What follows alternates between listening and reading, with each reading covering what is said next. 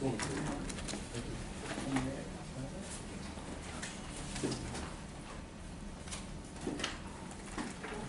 we're going to copy the handout.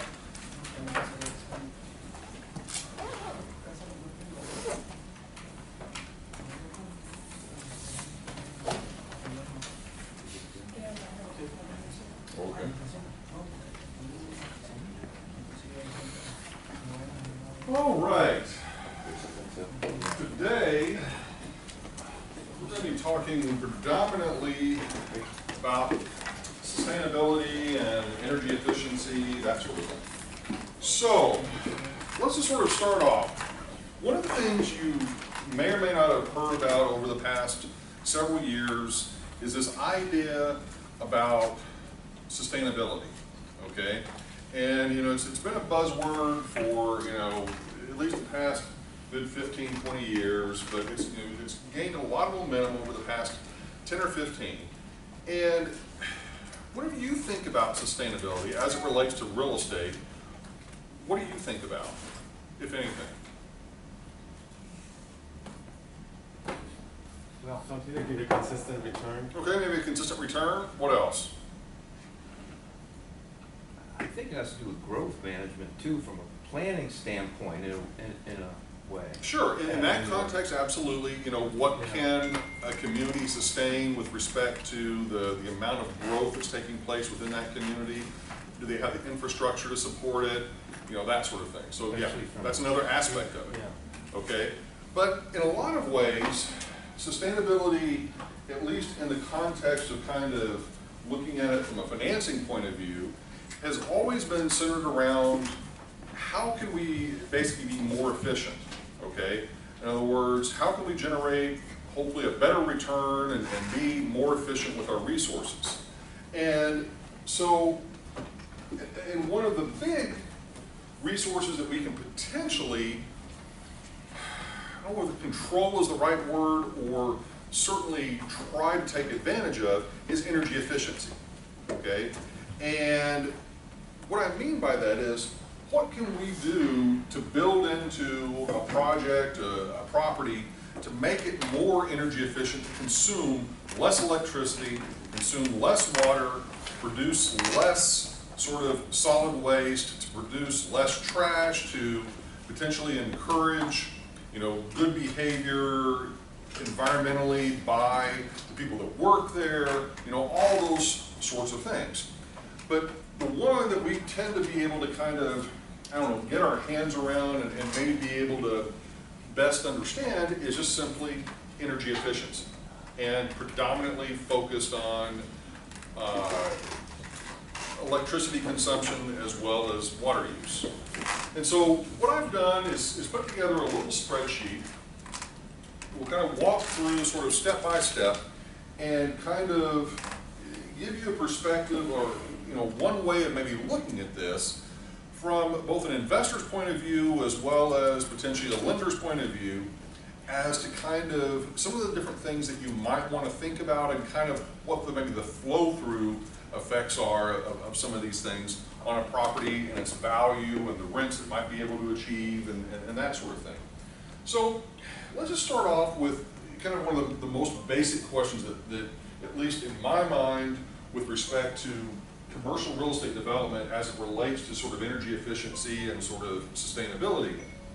If you're a real estate developer, commercial real estate developer, and you're developing, let's say, shopping centers, apartments, office buildings, industrial properties, that sort of thing, in many instances, you've already been asked that question. What incentive do you have, if any, to create an energy efficient building as the developer? Okay, there might be some tax benefits, so absolutely. What else? Saving money on utilities. Okay, that's the one that initially, you know, we sort of throw out there, and obviously we're going to take that into consideration here, but aren't most commercial properties set up in a leasing structure where the tenant is the one responsible for the utilities, not the property owner?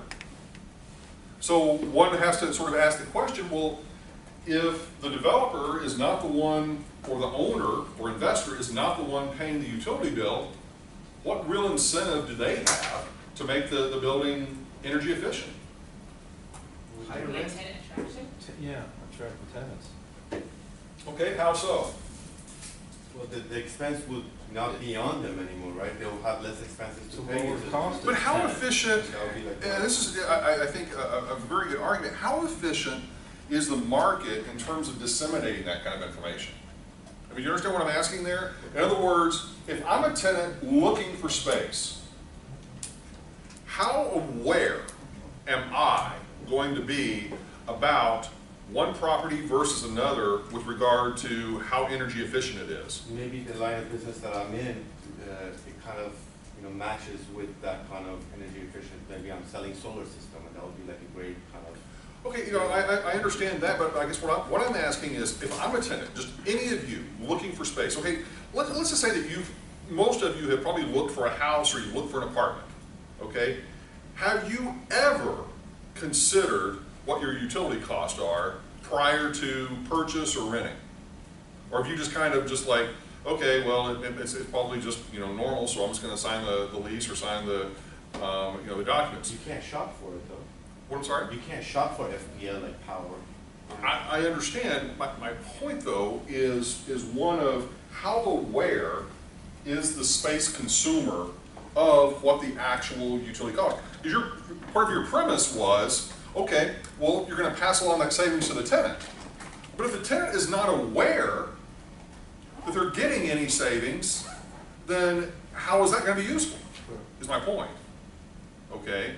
So, getting back to my question, so what is really the incentive, if there is one, on the part of the developer to develop an energy efficient property? Well, I think it depends on the certification. There's different certifications to achieve. Absolutely, and the big ones, obviously LEED certification, so Yeah. you've got LEED silver, LEED gold, LEED platinum, all of which, delineate. I don't know what's the incentive in apartment buildings and residential, because people, at the end, they want to buy cheap and nice homes.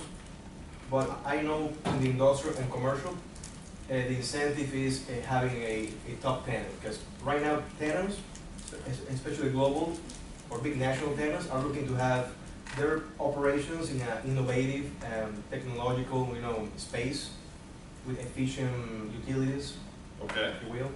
okay. So that's the incentive, to charge a premium rent. Okay, you might be able to charge a premium rent, once again, for the tenant that understands it and gets it, but not all tenants are that way. Some tenants, once again, or many tenants, they're not paying attention to that sort of information up front.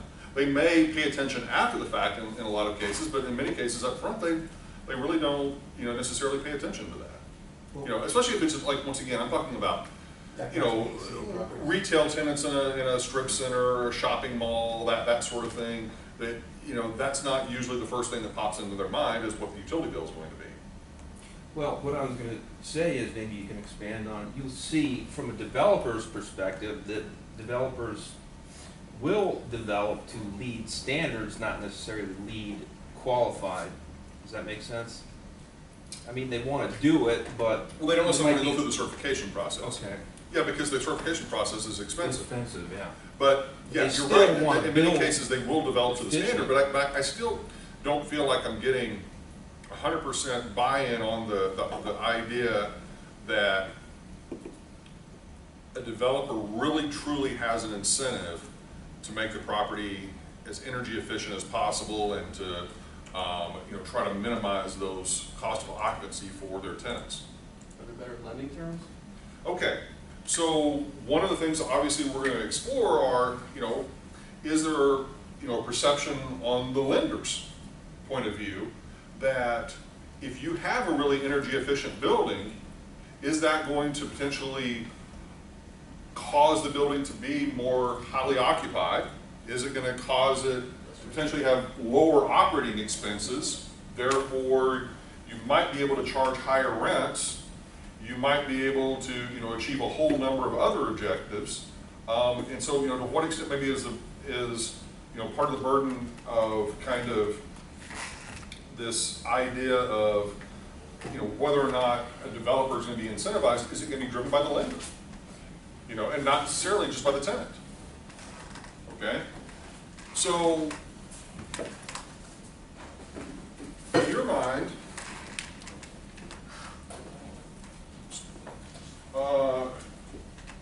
you know, this whole thing of trying to minimize utility costs, you know, to what extent, you know, is that maybe a significant enough piece of the overall cost structure to even matter? I mean, would you think there'd be any regional differences with regard to utility costs Yeah. across the country? I mean, just give me, you know, kind of an example. Well, electricity cost is way more expensive here than if you go to Washington or Seattle, for example. Yep. And why is that? Because there it's being produced by hydroelectric, which is, you know, extremely cost effective. Okay? And so they're going to have a lot less cost in the actual production of electricity than potentially we may have here. But that's one factor. But another factor is, you know, what are the differences in temperature, you know, from one part of the country to another? You know, is it going to be more expensive to heat a property or to cool a property? And, you know, and how, you know, much of a difference is that, and once again, you know, across the country. So, you know, those sort of regional differences are definitely going to exist. I mean, even, you know, on the water side of things, you know, to what extent do we have scarcity of water in certain parts of the country? And, you know, that drives up the cost of water consumption there, so they're going to be much more concerned about that there than they might be, you know, where there's more than adequate supply of fresh water. So, you know, there are definitely going to be those sort of regional differences that definitely factor into this. But I guess, you know, part of what I'm trying to get you to think about is, you know, this whole idea of, you know, creating energy efficient buildings. You know, whose responsibility is it? You know, is it the developer's responsibility? Is it potentially, you know, a lender's responsibility to try to, you know, impose that? Is it a tenant's responsibility, or is it, you know, the government's responsibility?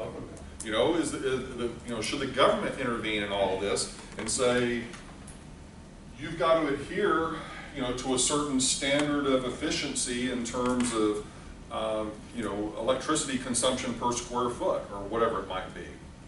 Well, here's another question. Okay, beyond, you know, those. So, to what extent, in your mind, should utility costs for every single property, including residential as well as commercial, be made public versus being kept private?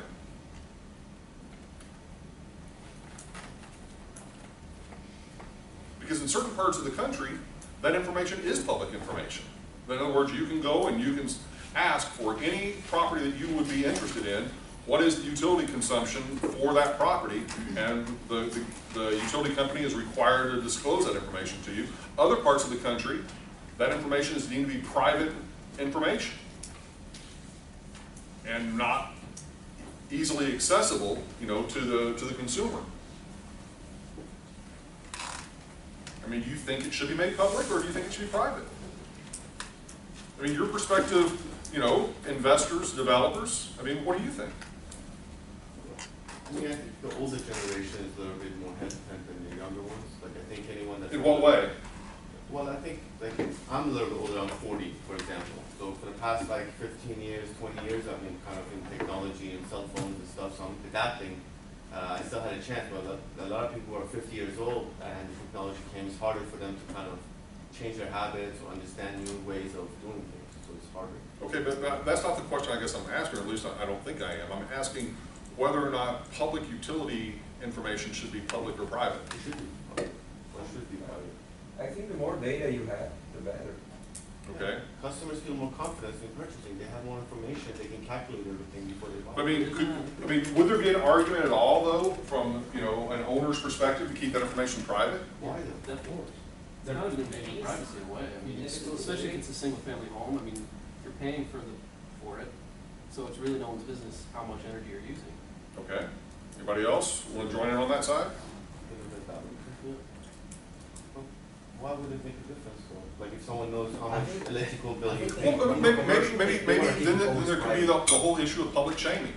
It's saying, okay, you know, Ken over here is using so much electricity because he's got a swimming pool, he's got a hot tub, he's got, you know, all this other sort of stuff, you know, that he's running on electricity. And so his home is using so much electricity, we're gonna publicly shame him because he is potentially, you know, the high-end consumer of all of that utility. I can see that happening. You know, yeah. I can Okay. see that happening. And I'm not saying, just saying on a residential level, but on a Generally, yeah, you're right. you know, so there's that whole aspect, I can see it happening. especially with, you know, really hardcore sort of environmentalist. And I'm not, once again, I'm not advocating one side or the other, Correct. okay? I'm simply saying, these are some of the issues that we've got to begin to kind of think about and explore. Robert? I think even with that information available, it's still difficult to get a pinpoint, like, I guess, estimate on, in like a, say an apartment building per unit, you'd have to know how many people live in the unit. So even though that number's available, it might not be accurate Sure. depending on. Okay, no, there's a level of, yeah, accuracy that we want to try to nail down, but at least at a broader level, you know, the question is still, should that information be public or should it be private? But you can get estimates from FPL anyway without them disclosing private Yeah. information. But once again, that's not necessarily the case across the country. Okay. You know, and that's, you know, sort of my point, that in certain parts of the country, all that information is as easily accessible as, like, for example, property tax records are. You know, for the most part, across the country, pretty much universal, the property tax records are public information. And a lot of people would like for that to be private, you know, from the standpoint that, you know, don't necessarily like the idea that you can hop online right now and find out who the owner of a property is, how much they paid in property taxes, and what that, you know, property tax value is. The one thing that we still hold somewhat private are the actual sales transactions. I mean, while we do have an MLS that records, you know, information for properties that are on the MLS, if a property is not on the MLS, which many commercial properties are not, you know, we don't necessarily even know what some of those properties truly sold for. I mean, yeah, brokers talk, appraisers talk, that sort of thing, but, you know, in a lot of cases, that information is not as solid as, you know, what we would maybe like for it to be. You know, so there's this whole issue of just kind of publicly available information, you know, as it relates to these sorts of things. But I don't want to get too far, you know, afield on this, other than to say that let's assume that all public utility data was public, okay? How would that then help to transform the market? Maybe people would be more efficient knowing that others can see what they're doing. Okay, I would agree with that. What else?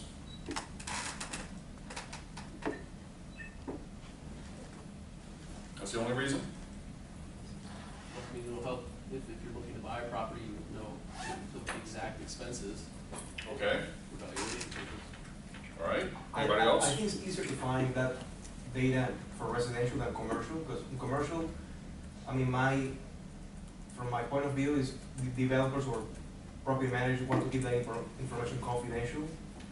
But why? Why do they want to keep it confidential? To get a better deal. Okay, maybe to get a better deal, or to control things possibly, or what if I am the owner of a property, commercial property, and, Because if tenants have access to that and, you know, they're deciding between two properties, let's say a commercial space, they're gonna choose the one that has less utility costs. you would think, once again, if that information is easily available, you know, I mean, think about it like this. Imagine, I mean, almost all of you, I'm sure, have used Zillow or Realtor.com or, you know, one or more of the, you know, kind of, you know, information websites that's out there for, you know, properties, okay, for rent or for sale.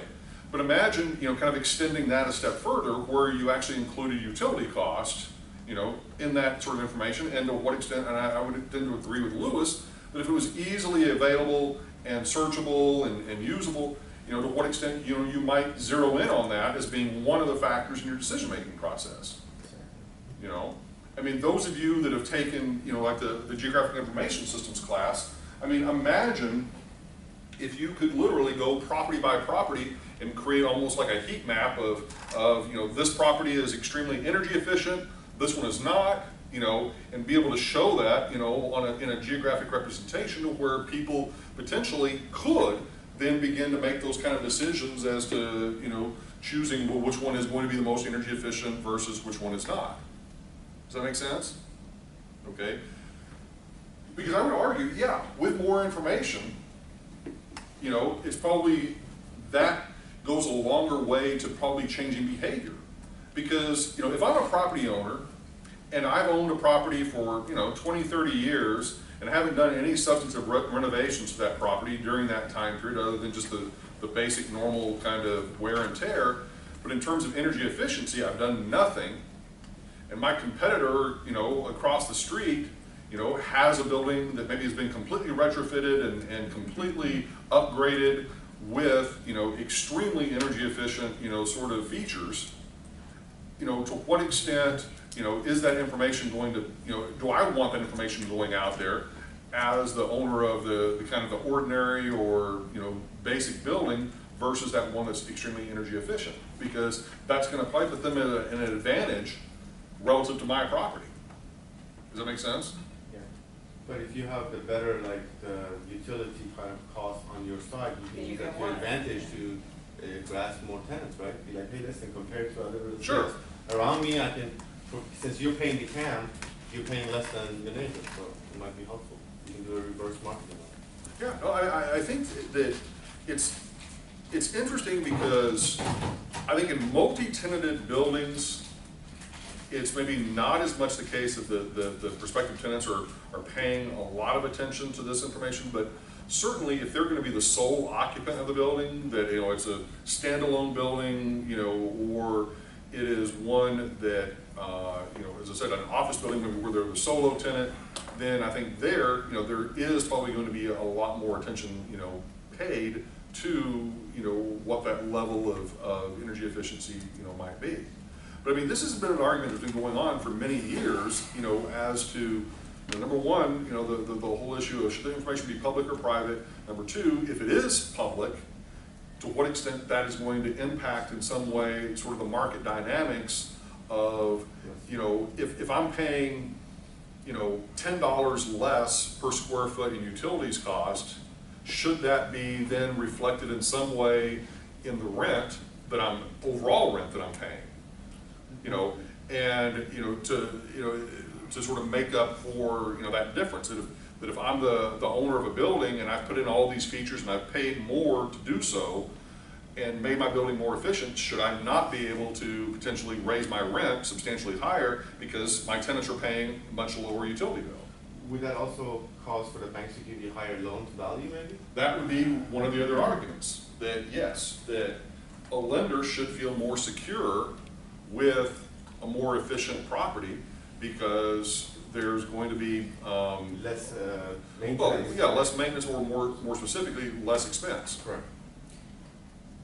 What about the argument, have you heard that real estate markets are inefficient as compared to the stock market? Absolutely. Because it's readily convertible to cash. And that's one of the things that you know, over the almost, you know, 30 years I've been teaching, you know, the markets have become more efficient, but we're still, you know, quite a distance away from a lot of the information that you would need to make a completely informed and accurate decision, you know, about leasing, whether it's on a residential side or on a commercial side. That there's still so much variance in the amount of information that's out there that it makes it a real challenge. Yeah, or the stock market readily available.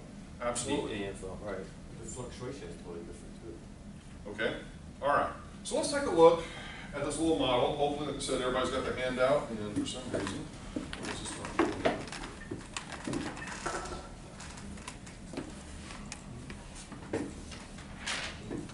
Are there instances where maybe the property managers cover that cost and then just charge the tenants a flat rate? In some cases, yes.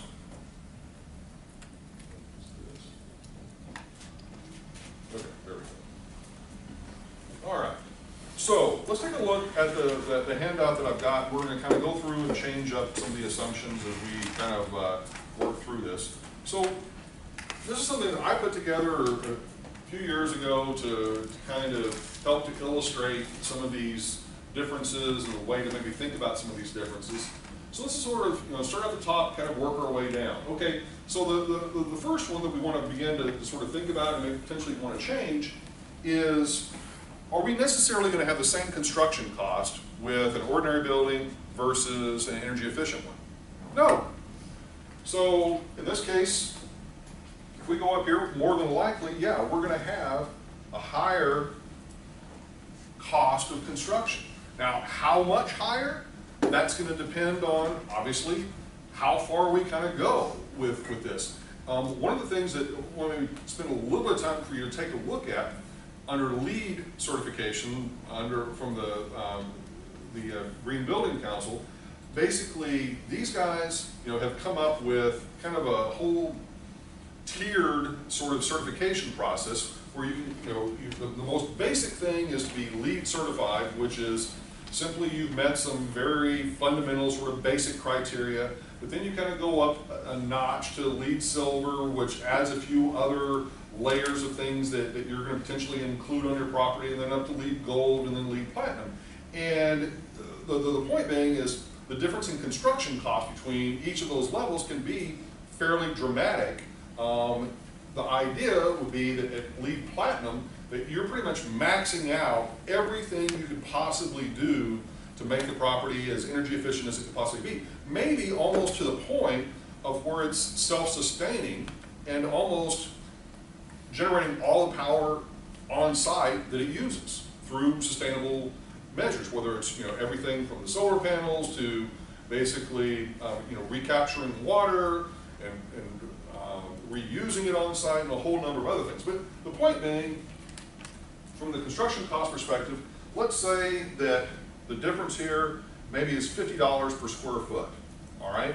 So we're going to give that highly energy efficient building a little bit of extra construction cost, all right? So in this case, representing a 25% difference between the two, all right? Now, the square footage of the building probably is not going to be any different. I mean, yeah, you potentially could make the argument, not saying that we should, but we could make the argument that with a highly efficient building, we might even consider making the workspaces that people have smaller so that we don't need as much space for them. And thinking about things like, for example, if we were thinking about this almost like as a corporate campus or a corporate facility, one of the things that over the years has kind of come and gone is the whole idea of what's called hot desking or office hoteling. Okay, which is where, historically, when we think about, office space, we think, okay, this person, they've got this, a wall here, cornering off, this is their space and their space only, and, in essence, everybody gets this walled off office, and then, kind of the idea, okay, well, now that we're going to break it down into cubicles, then we're going to make it into group workspace, we're going to do all these different things, but we may even go so far as to say many of our employees can work at home or they're going to work in the field and they don't really need a permanent desk within the office environment, and we can save a lot of money, save a lot of space if we don't actually have to provide space to them. And one of the first examples of this was with auditing firms, accounting firms, where if anybody can squeeze out efficiencies, obviously accounting firms, kind of notorious for that. And so they were among the first to sort of say, all right, most of our auditors are going to be in the field, obviously, auditing clients, so they don't really need a permanent desk. So what we're going to do is we're going to provide literally a locker for them at the office with all their different sort of personal effects if they need it. And then whenever they come into the office, it'll be kind of almost like a first come, first serve, or maybe even, effectively reserving a space for them to be able to use. And if they are meeting with a client, we'll give them a nice, beautiful corner office to use that day.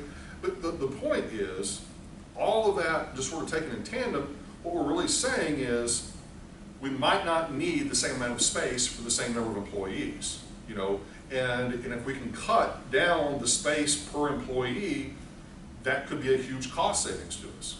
Okay, does that make sense? Okay, because think about, a normal sort of cubicle just within an office environment, you know, there's maybe 8 foot by 8 foot. Okay, so that one person has, you know, 8 feet of space by 8 feet of space, 64 square feet. Okay, we start doing the math on that.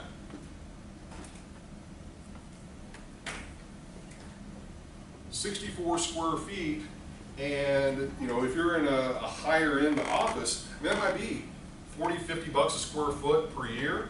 Let's just say 50 bucks a square foot. Why do none of these pens work? Okay, so 64 times 50,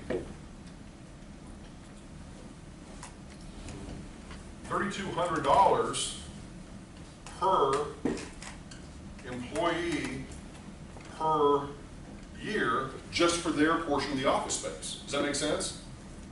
Well, and chances are there will be hallways and other, you know, space that are going to be attributed to that. But the point being is that's not an insignificant number, okay? And so if you can cut that number down, especially if you've got several thousand employees, that could be a huge cost savings. Okay, so I don't want to minimize that in terms of the square footage. But we're going to go ahead and in our example here, maybe leave those the same. Okay, land acquisition cost, we're going to make the assumption that there's really no reason for those to be different unless you want to kind of make the argument, all right, once again, with a highly efficient building, we might not need as much land, therefore we can build on a smaller footprint, save ourselves some money, but once again, we're going to, for our example here, we're leaving them the same. All right? Then we move on down to the first piece of this that really begins to kind of get at the point of what Marielle was saying, is that a lot of times the government, at one level or another, intervenes into the real estate markets, okay? And this is where the government says we're trying to achieve some bigger, broader goal than the market itself will either allow to happen, or we want to expedite and push the market forward maybe more quickly than what it would maybe happen on its own. So can we offer up, as either a local government, state government, federal government, whatever, can we offer up some sort of an incentive, some sort of a rebate, some sort of a penalty, whatever it is, to potentially encourage folks to change not only their behavior, but more specifically, change maybe the design of their buildings, or to change the use of their buildings, or to change the energy efficiency of their buildings. I mean, what do you think about the whole idea of government intervention in that particular context? Good idea, bad idea, what? Well, Okay, what? I think it makes it more appealing for people to be energy efficient. And we all know there's an issue with using too much energy. But I mean, do you think that that's the government's role? It's an appropriate role for the government? Once again, I'm not advocating one direction or the other. I'm not trying to, once again, be conservative or liberal. That's not my point with that. I mean, do you think that that's the government role, the government's role to intervene in the market like that? In this regard, yes, because it affects the whole country. Yeah, it affects whole. It's different. It's like if it was like a personal or like maybe a small area, we'll say let the market decide for it. But this is like something that affects everyone and every citizen of the country. So yeah, why not? how about looking at it from this perspective? Look at the way our government's structured, from federal to state, states are sovereign. I mean, how do you put something like that into effect and mandate it? Do you follow what I'm saying? Well, certainly at the local level, you know, one of the ways that you're able to achieve this is through local building codes. Okay. And in essence saying, we as a local city municipality, we're going to adopt a set of standards that holds all new construction to this minimum threshold that is substantially higher than everybody else. So automatically, it's going to be more expensive if you want to come develop in our city than the surrounding cities, which there's a whole other set of arguments that we want to talk about there. But you know, sort of left to its own devices, this local government is basically saying, we want to have super high quality development, super high energy efficiency, you know, with respect to the developments that take place in our city. And we know that governmental interference or that governmental regulation being imposed is going to drive up the cost of development. Because pretty much, one of the things I think that, we as developers certainly understand is more regulation does drive up the cost of development. Now, I'm not saying that's a good thing. I'm not saying that's a bad thing. I'm saying that any sort of regulation drives up the cost of development. Because, think about it. Regardless of when we're talking about energy efficiency sort of standards here with the local government, any type of regulation that you impose, what is one of the things that the local government then has to do as it relates to that regulation? They've got to monitor it.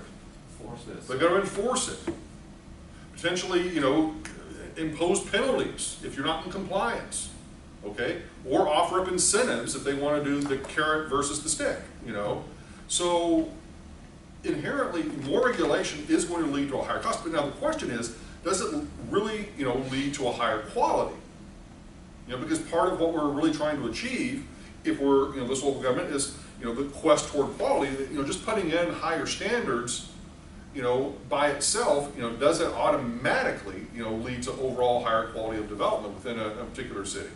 Because what I'm trying to sort of get at with this is that you could have, as I was describing earlier, a situation of, okay, here is city X that has really high standards, but yet surrounding city X are other municipalities that have maybe really low standards. So if low standards is equal to low cost, so low standards equal low cost, are you going to have a lot of developers and a lot of potential purchasers of property being driven away from the higher cost and the higher standards to the lower cost, lower standards? And maybe in the short term, that's not necessarily a bad thing, but in the long term, are you going to end up with really bad development that occurs, in these areas because there wasn't enough of a regulatory standard put into place? That after a few years, the properties are going to be in severe disrepair, they're going to be grossly energy inefficient, a whole number of other things, whereas by this particular local government sort of setting the bar really high, is it going to be able to maintain and sustain a really high level of quality and value over time? And this is a constant struggle. There's no absolute answer to this, other than if you look around, you can probably see variations from one city to another, here in South Florida, as to, which ones have the highest standards for even like requiring landscaping. That probably there are certain local governments that are going to have, the gold standard for, landscaping requirements, whereas others, not so much. Or as it relates to energy efficiency, same sort of thing. Isn't that what China's doing right now? In what way? Solar power energy, power generators, just reusable energy that you're using for. Yeah, but how much of that is being done, interestingly enough, out of necessity? Because this also gets into a whole other argument of, are we doing this because we think it's the right thing to do, or are we doing this because we have to do this?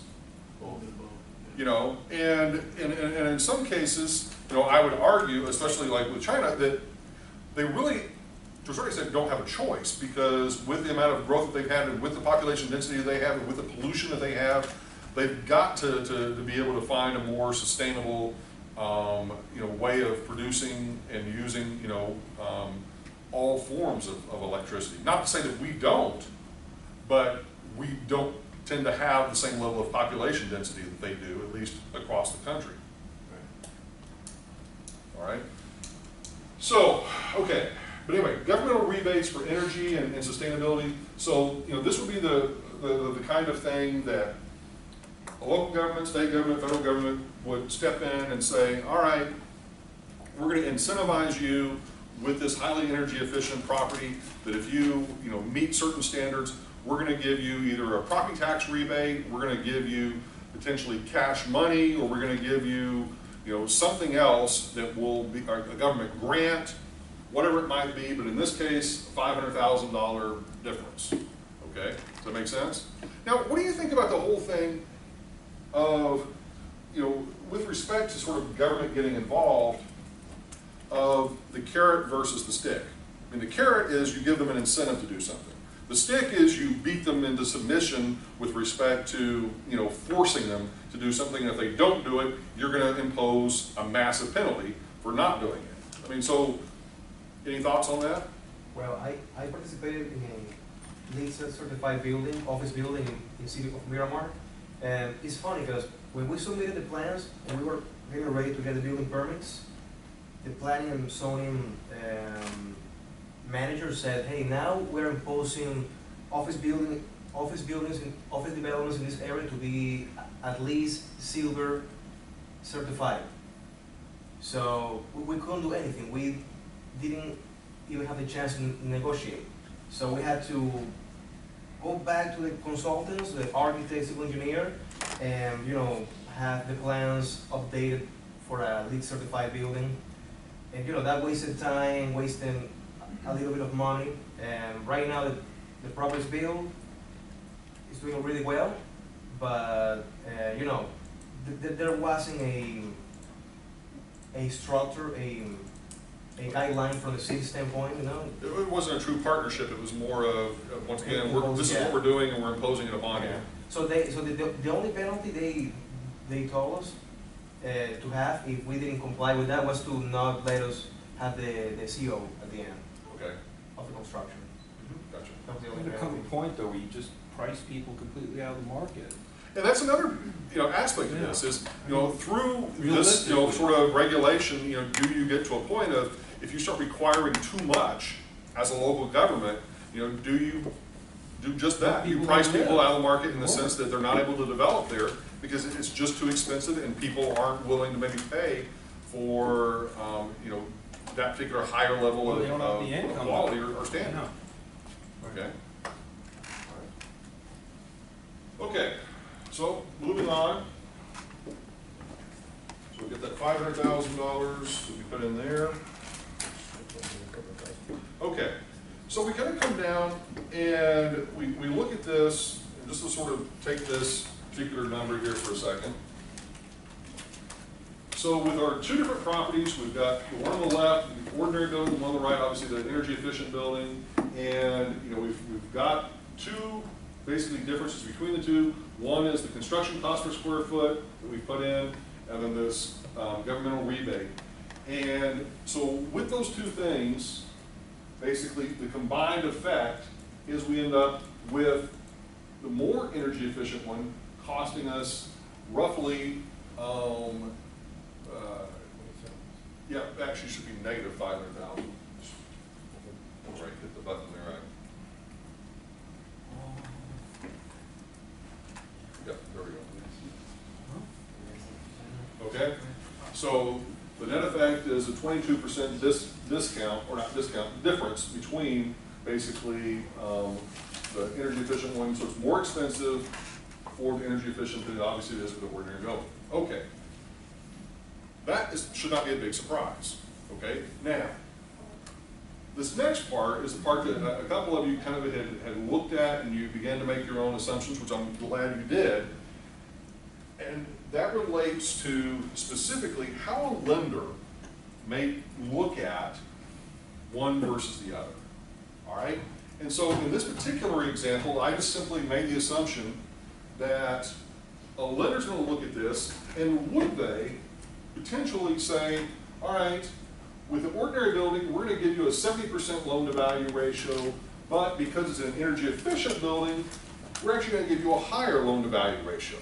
And once again, the thought process there being that if I'm the lender, I'm going to look at this property and I'm going to say, all right, it's going to be more energy efficient, therefore it's going to have lower operating costs, therefore it has lower risk, therefore I'm going to potentially loan a higher percentage on the energy efficient building.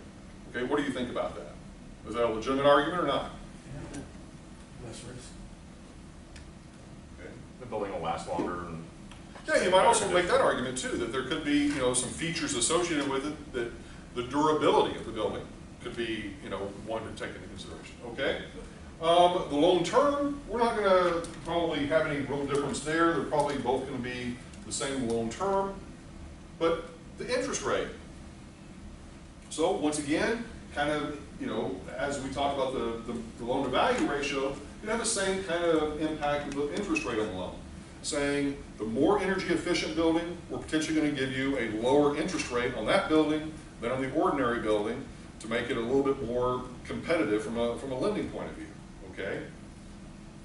All right, so all of that kind of combined together, then, you know, what impact does that have in terms of the equity being required on this deal? And this model, what it's basically doing, much like the other models that we've done in terms of like the front door, back door analysis, and this is kind of a variation of that to a certain extent, is it's basically kind of backing into these numbers as to, you know, what would be the equity required for one versus the other. So what we're saying is that with this, the more energy efficient building, you're going to have a lower equity requirement, meaning less money that you're going to have to put in up front as the owner developer. So that's a good thing, okay?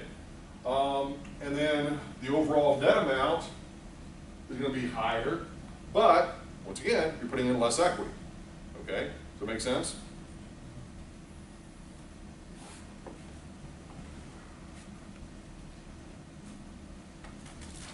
Then we kind of come down here to more some of the property performance sorts of things.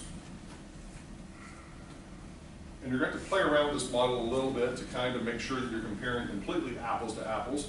But in this particular case, we've got a before-tax cash flow for the ordinary building that's substantially higher, but there may be, you know, reasons for that, and we're going to kind of get into that a little bit later. But right now, yeah, you sort of see, okay, big difference there. The annual debt service, obviously, is much higher for the energy efficient, but the debt service coverage ratio. Here, much like the loan to value ratio, we're saying as the lender, we feel really comfortable with the energy efficient building. We're willing to go as low as a 1.1 debt coverage ratio. It's really low, and that's how much we believe in this whole concept of energy efficiency and the low cost relative to the ordinary building, let's say 1.4. Okay, make sense? All right. Then operating expenses.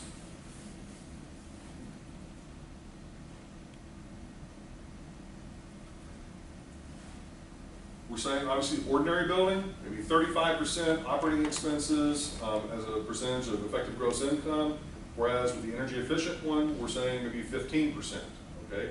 So a pretty substantial difference between the two, all right? I'm not saying these are accurate numbers. I'm saying the model will allow you to obviously change it and adapt to it, okay? And this one gets down to Marielle's point earlier about the occupancy level. One of the things that has been shown over and over again to actually give some credibility to the idea that people are paying attention to this is that what researchers have found over the past several years is that tenants are paying attention to these occupancy costs and the whole, you know, package of costs affiliated with operating expenses and utility bills and that sort of thing. And so you do see a higher occupancy level for those properties that are more energy efficient than you do for the other ones that are not, okay? So there definitely is some credibility there to that argument. Now, we kind of flow on down through this, and one of the things that then you begin to sort of see, and then, you know, it kind of makes you begin to sort of wonder, well, what's really going on here? We're saying, okay, the required net rental rate per square foot is $21.97 versus $21.30, so not much of a difference. And you're actually getting a higher rate of return as an equity investor of 10.07 for the ordinary building versus the energy efficient one. Now, I kind of purposely sort of set it up this way to sort of get you now to think about what is potentially driving some of those variables, okay? And in terms of, you know, which ones, you know, are we really looking at an apples to apples comparison? Are there things that are potentially, you know, driving those sort of bottom line numbers, okay? And so I want you to spend a little bit of time kind of thinking about that and kind of pointing out some things that we might want to do to kind of bring it more in alignment with what you might think reality would be. Question? Well, I was just gonna say that the debt coverage ratio is Right. forcing the NOI down Right. on the model. And also the operating expenses are way lower than a conventional building. So let's just say that we put this at 1.4. Interesting. So just by changing just that one variable, the debt service coverage ratio, look at how much of a flow-through effect that's had. Okay? It drove up our overall rate of return on our equity dramatically, but it also did something else. It drove up our required net rental rate per square foot. Okay? But see, here's the thing. You gotta really, with this model, what you've really gotta do is isolate almost each individual variable to see what the impact is. Okay? What I mean by that is that if we sort of, just start all the way almost back up at the top here for a second, and we make everything identical. This is sort of I'm just gonna, just to prove the point.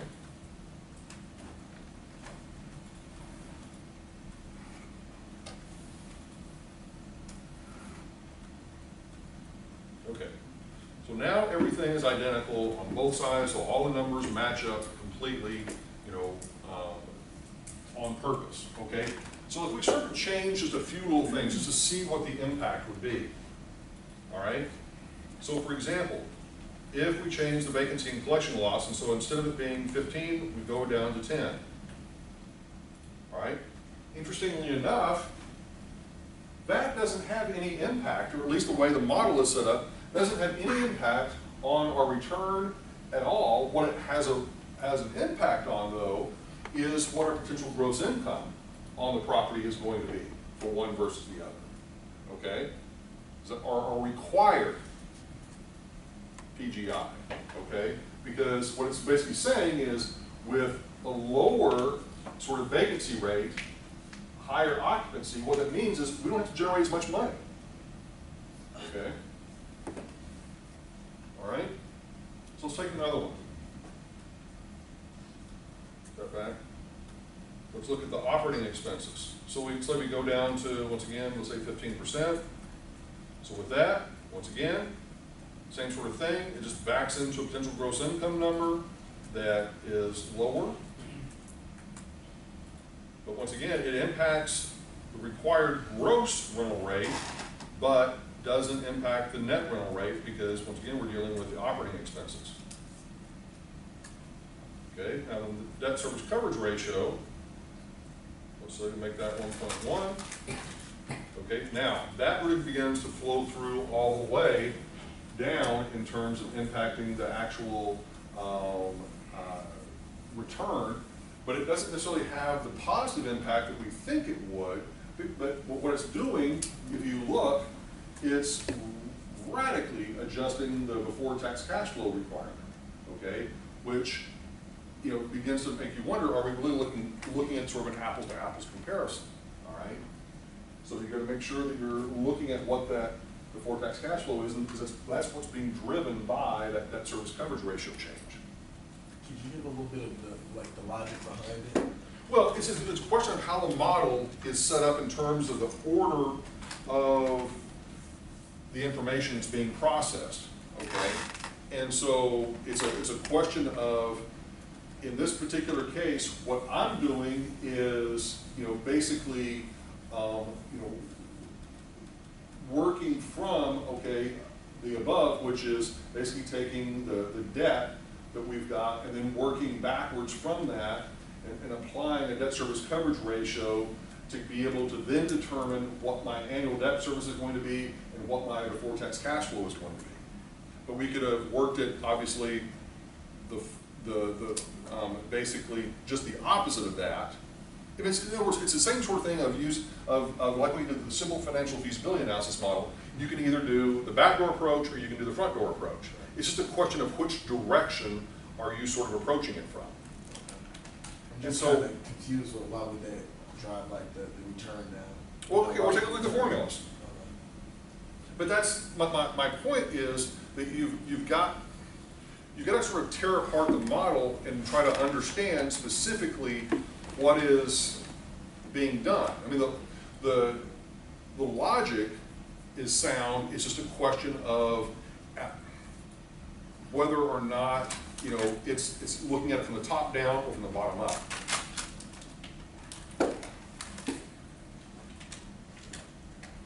Okay? And then as we look at the loan to value ratio, here, once again, if we can get a higher loan to value ratio, that is going to influence our rate of return, but also it has a flow through effect on these other variables. Okay? And the same sort of thing with a lower interest rate. My point that I want you to do is I want you to spend a little bit of time sort of playing with this in small groups and kind of talking about kind of some of these assumptions and some of the calculations. And then I want you to think about, well, is there another way that you might set it up? Okay? A different approach. To compare both, you mean? Yeah. All right?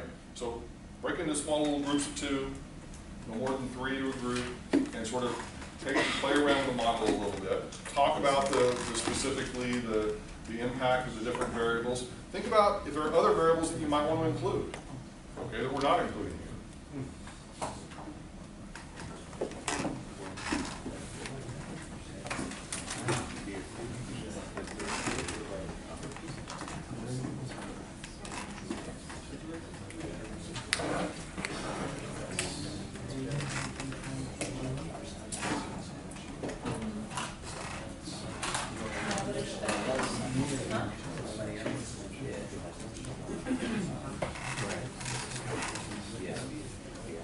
This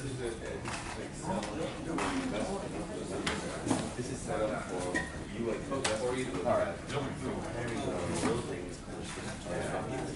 Yeah, Keep you a higher return or whatever. It's not from the lender.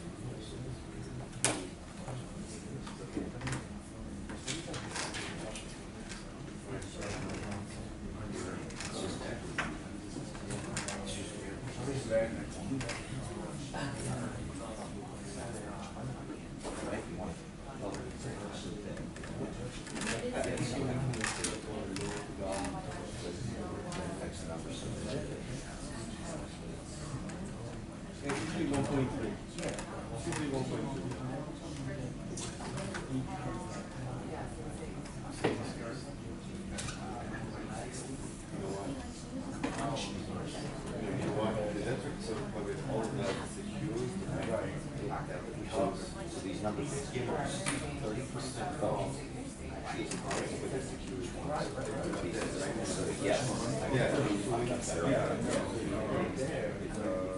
Your ratio is lower, that means more income is going to you, less is going to it. You don't get a higher okay.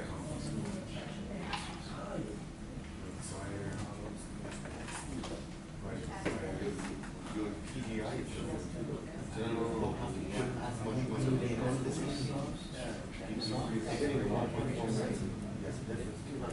so if you get this, it might not show you on the ROI, but it will show you you're saving 1.2 million here that you could do other stuff with. Instead of showing you an ROI, it gives you an actual cash flow back to you. You get it? So you got more money to work with. But it won't give you the return number here.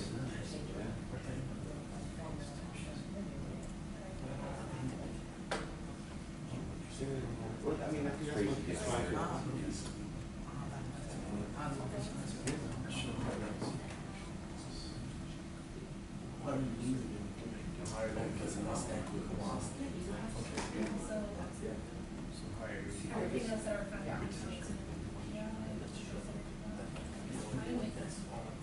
See the expenses, look at the expenses of the store operator. Was that the way you want 6 months? That number that's or there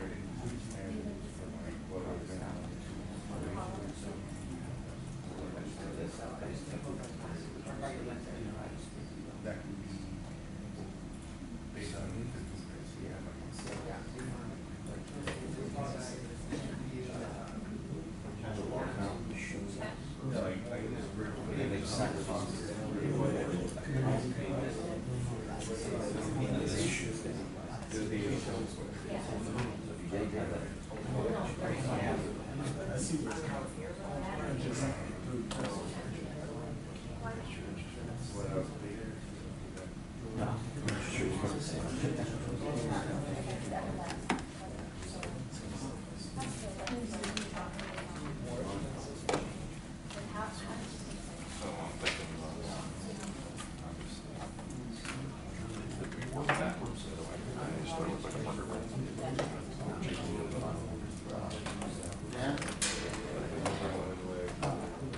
Here's the way it's set up now.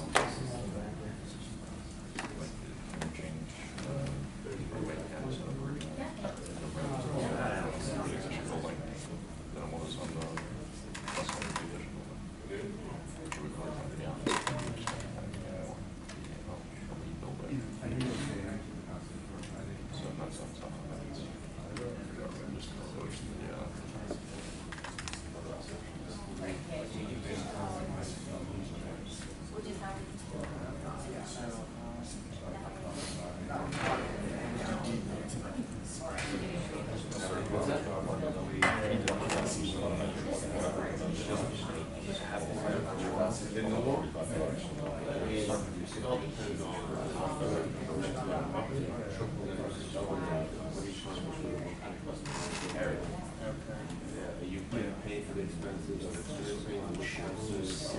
There are any expenses that right now we just pull the funds. That's all.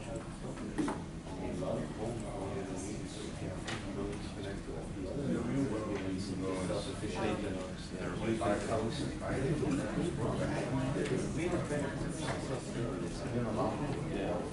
Yeah.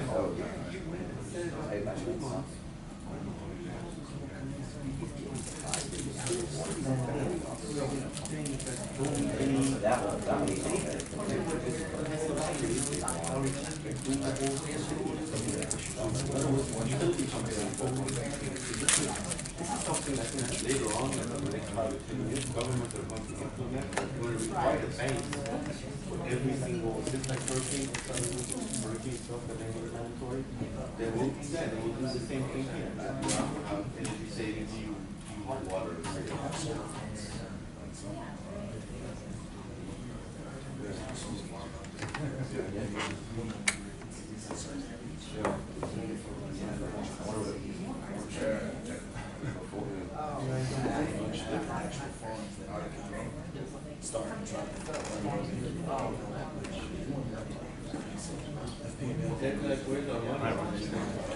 Really?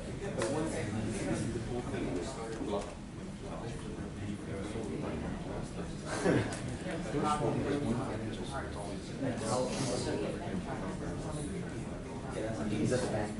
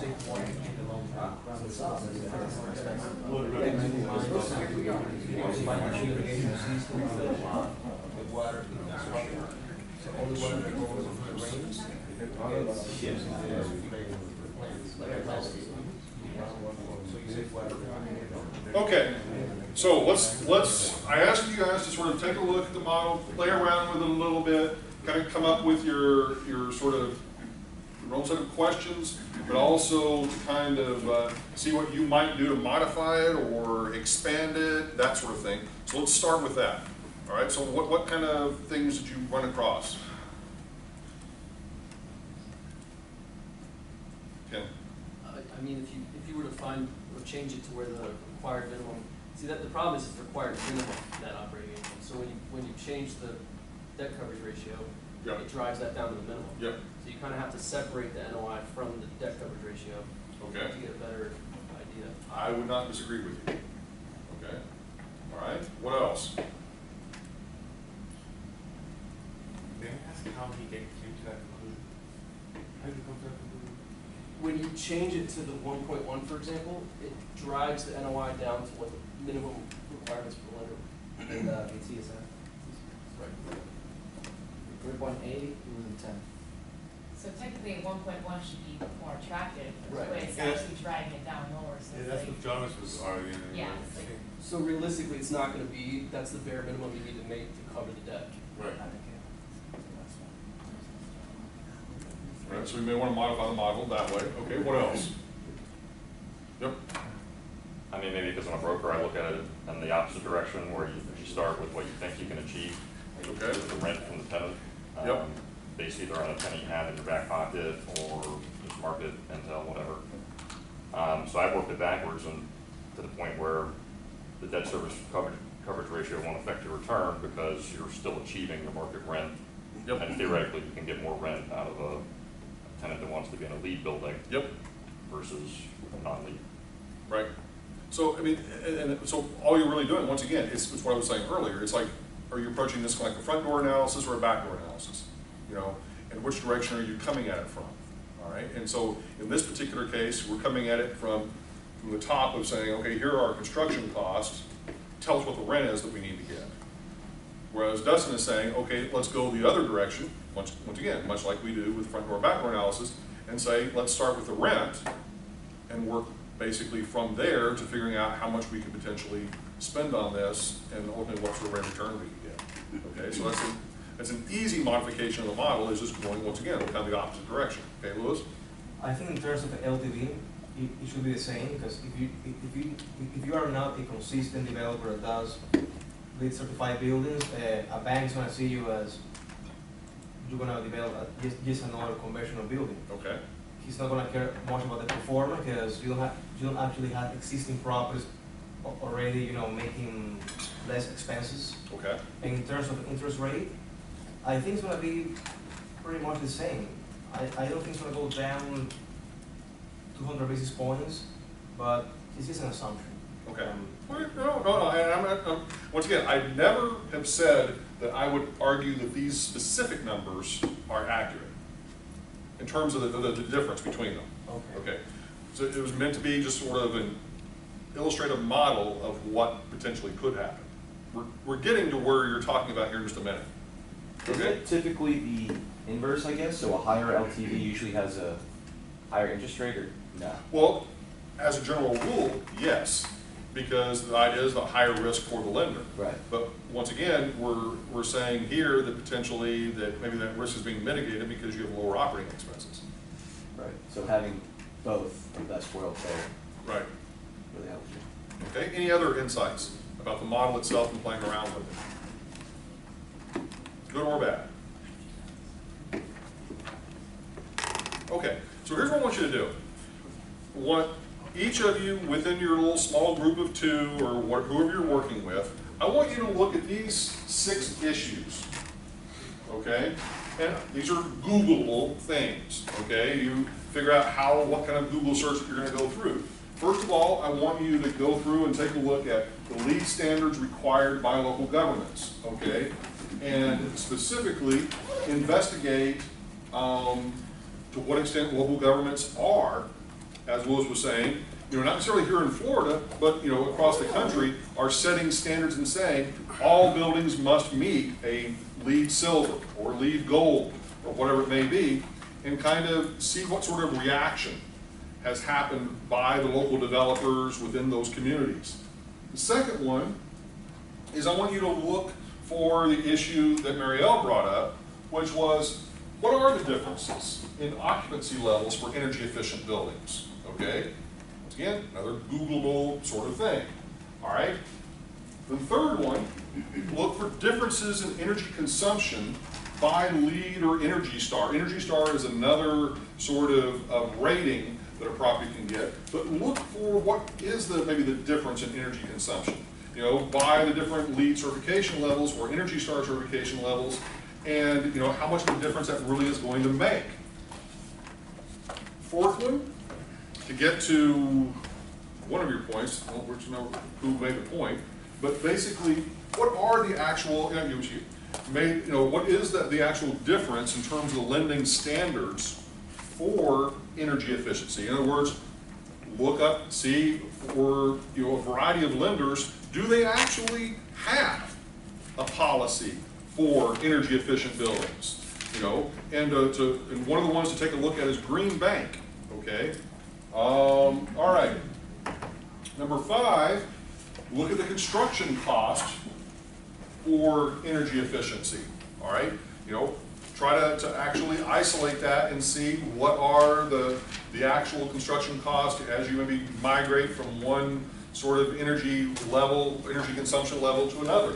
And then finally, what are some of the different governmental incentives that are out there for energy efficiency? Okay, so once again, in your small groups, look for all 6 of those. We'll give you, let's say, 30 minutes.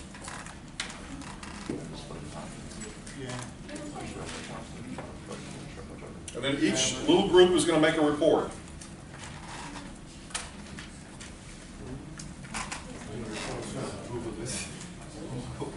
And don't necessarily Google precisely the words I've got up there. Try to see if you may have to obviously, be a little bit creative in terms of coming up with the right words to use.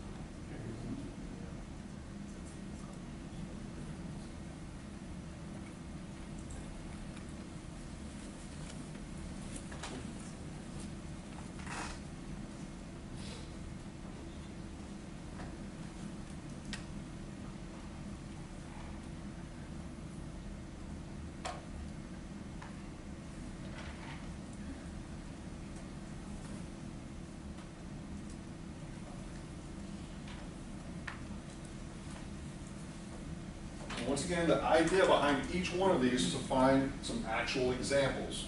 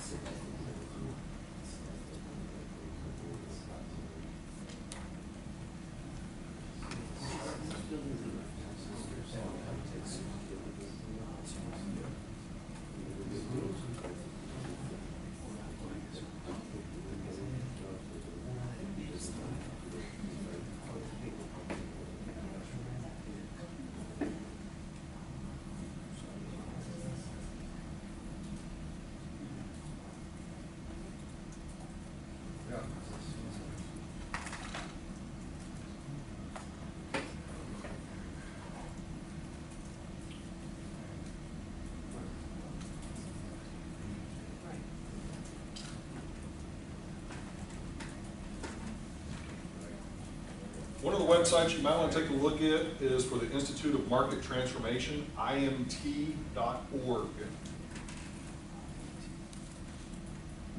imt.org, Institute for Market Transformation.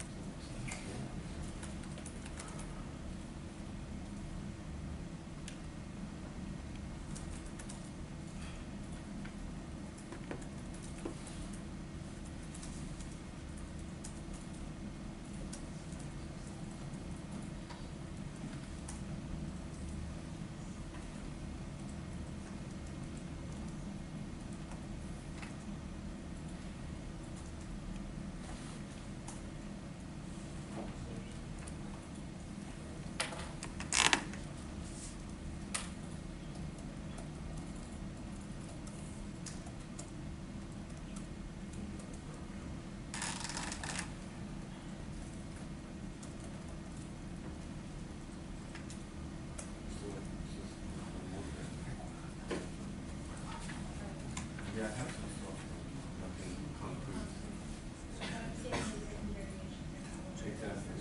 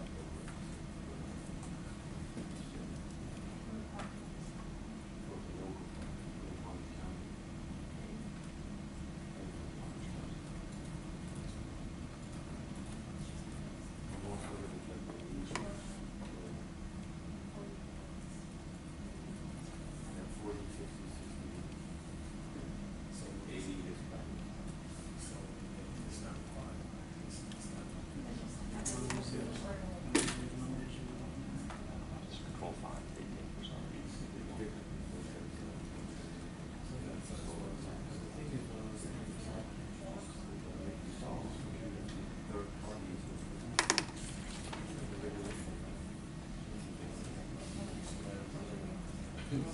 Well, like you said, right, someone should impose it, someone should order it up. Jobs, I guess, in their hands. Someone has to pay. Okay, give me another 5 minutes or so. Are you making good progress on the list? Yes? Okay. Halfway there. Okay.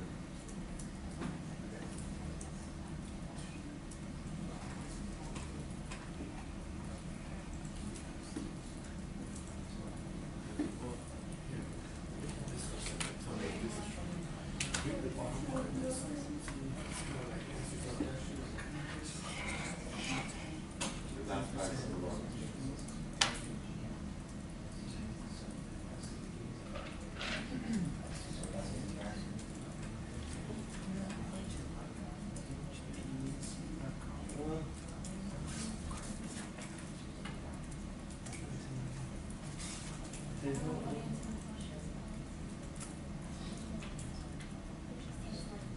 Yeah, that's what it is.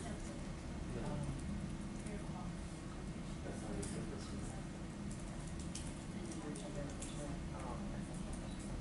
I guess that's a great, it's good, you can say, for example, this is the regulatory outcome of capacity to use your, AC bills or the future of the power, yeah, that's restriction.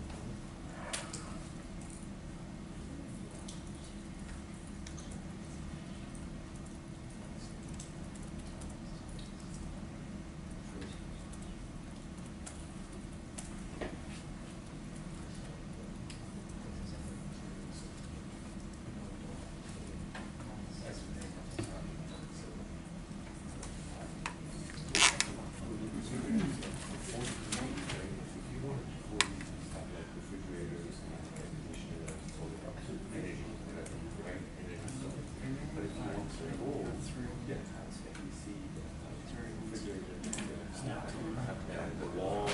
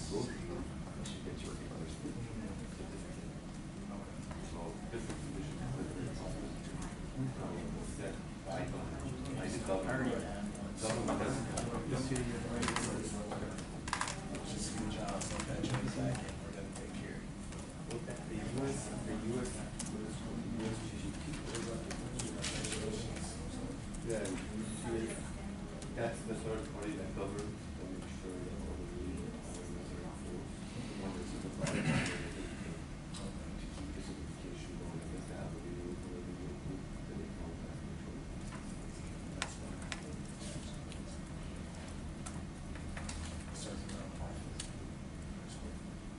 If you maintain the certification. Do we get a 1098 from you? Or, 1098? one more time? 1098? What about it? When do we get it? They send it to us in the mail, do you know? Oh, you don't know what 1098 is? That's form, right? Yeah, it's like when you pay for school, like cash, government rebates you something back. Because the university usually sends you that and then you send it to your taxes. Hey, Cash, January? I didn't know. I do that too. You gotta go to the administration, ask for that. Okay. Start this in a couple seconds.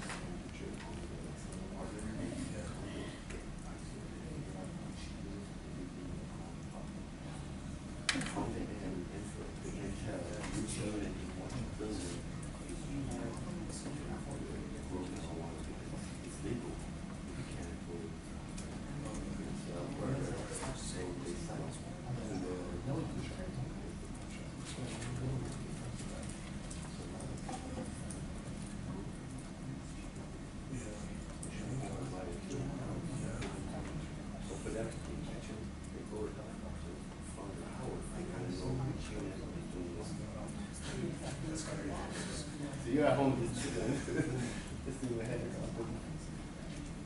It's crazy. Okay, let's go ahead and get started on this first one. All right, so the league standards required by local governments. What I want you to do is to obviously find at least one or more examples of local governments that have imposed league certification standards on either new